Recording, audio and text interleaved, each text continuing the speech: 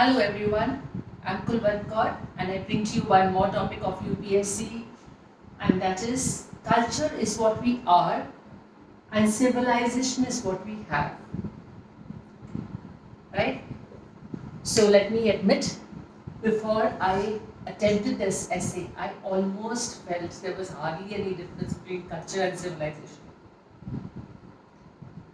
But then we had to write 1,200 words.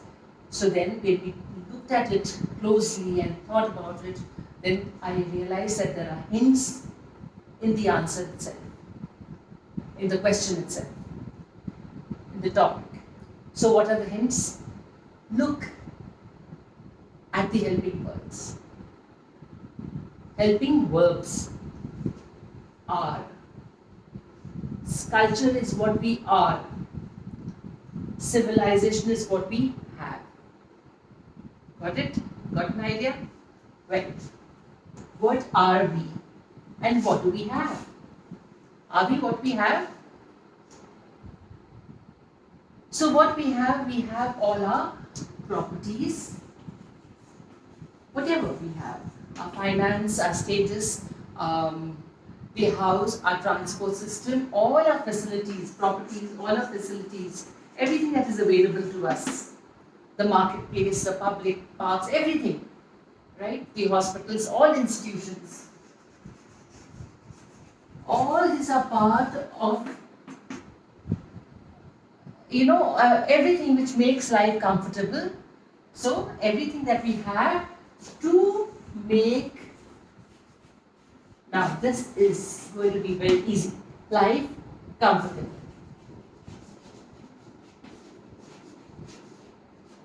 I could also call all this what? Utilities.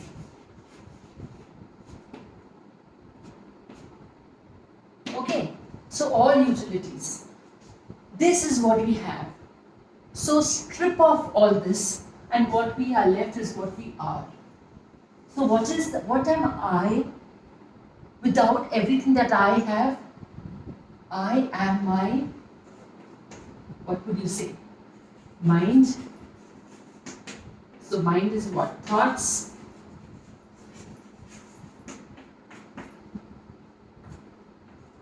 Beliefs. Then what? Whatever I believe very closely, my customs, whatever, my customs, my rituals. Because again, what you pray and what you are is what you feel you are. Everybody has a different, has their own relationship with the way you worship. Other than where you are born and to which you belong and what your parents tell you and the society tells you, but you choose your own. You agree with me? Well, so that is what we are. So this is what we are, this is what our culture. Culture is what we are. Okay, so this is what is important. Culture is what we are and civilization is what we have. Okay, so first let us talk about culture. So what is culture? How is it that you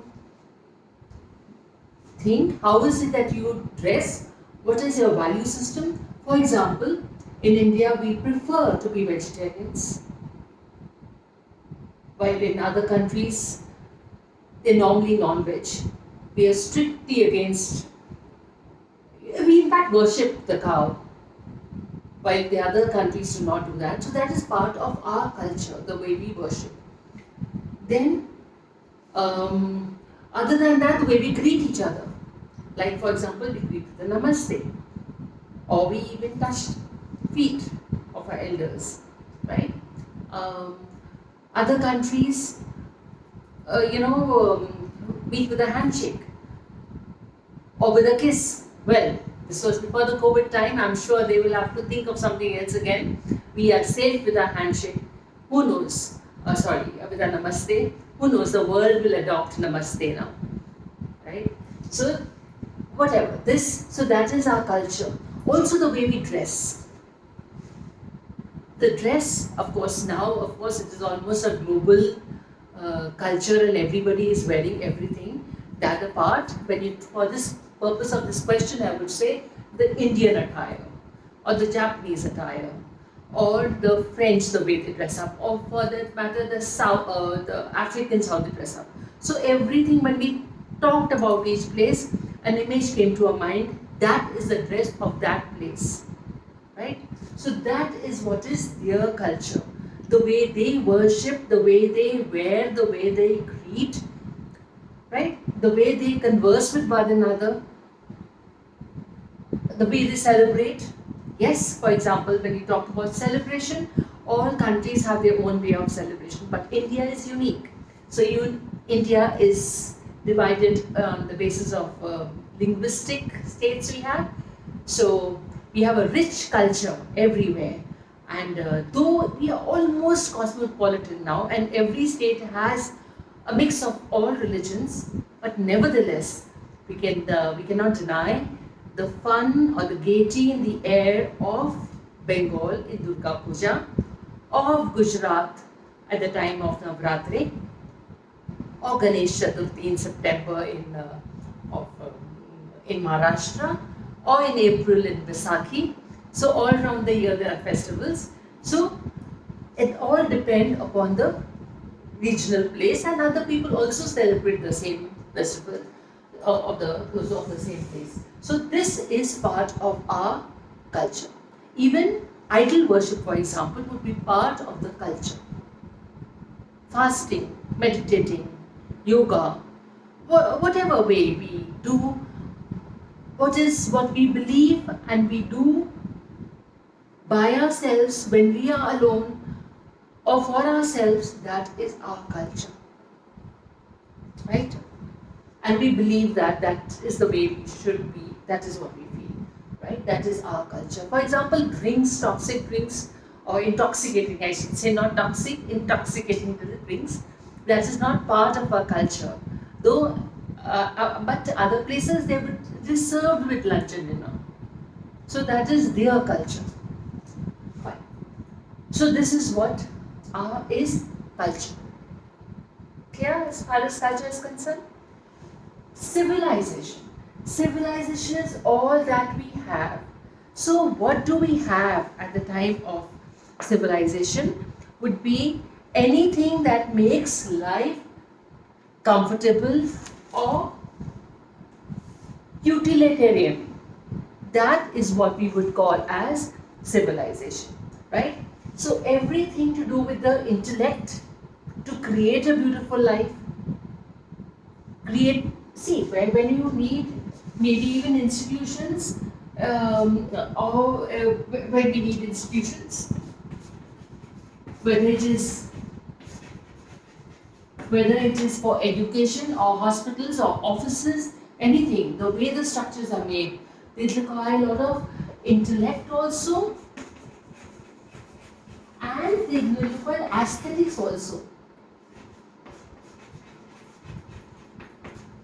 Aesthetics also, everything. And along with that, spirituality is also required. A spiritual, the way they are designed, the way, for example, the Lotus Temple, the way it will be designed, the different ways how you enter in the chapels or the temples, for example, how they're designed, or the mandirs, how they're designed.